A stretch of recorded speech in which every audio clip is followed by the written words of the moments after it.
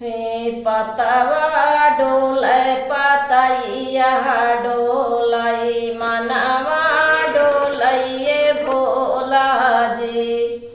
पतवा डोले पतैया डोलै मनवा डोलैये भोला जी।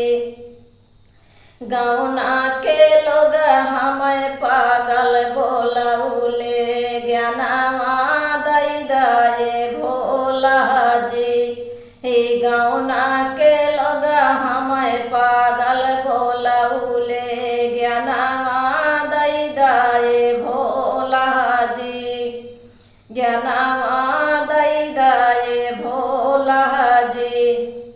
चलतै चलत मोरे पाँव में पड़ी गए छाला। चलतै चलत मोरे पाँव में पड़ी गए छाला। गंगा जमुनवा से जला भरी लाए। गंगा जमुनवा से जला भरी लाए। खोला के मड़िया चढ़ाई हम जल दर्शनवा दै दये भोला जी। खोला के मड़िया चढ़ाई हम जलाव दर्शनवा दै दये भोला जी।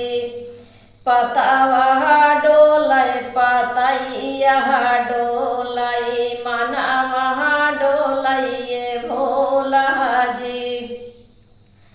हे पतवा डोलै पतैया डोलै मनवा डोलैये भोला जी।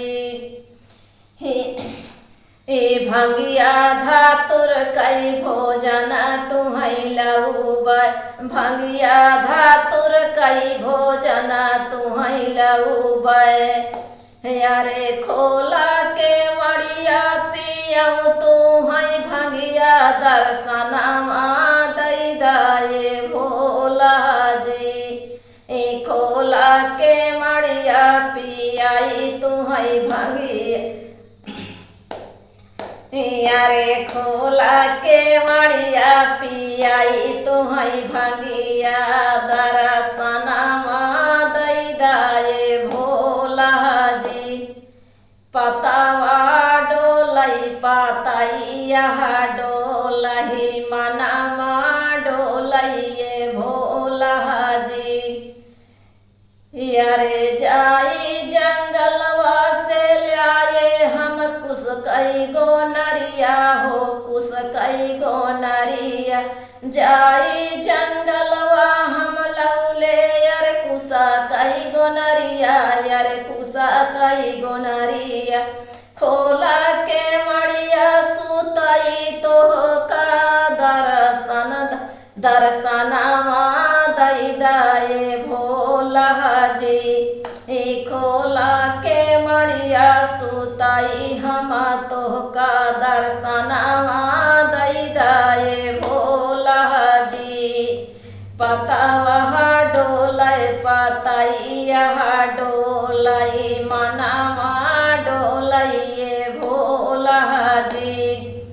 पहले में दया मांगेऊ दूसरे में चर्चा। पहले में दया मांगेऊ दूसरे में चर्चा। तीसरे में शिष्या दै दये भोला जी। तीसरे में दै दया शिष्या तू भोला जी। पतवा डोलै पतैया डोलै मनवा डोलैये भोला जी। गौना के लोगे हमें पागल बोलावे ज्ञानवा दै दये भोला जी। गौना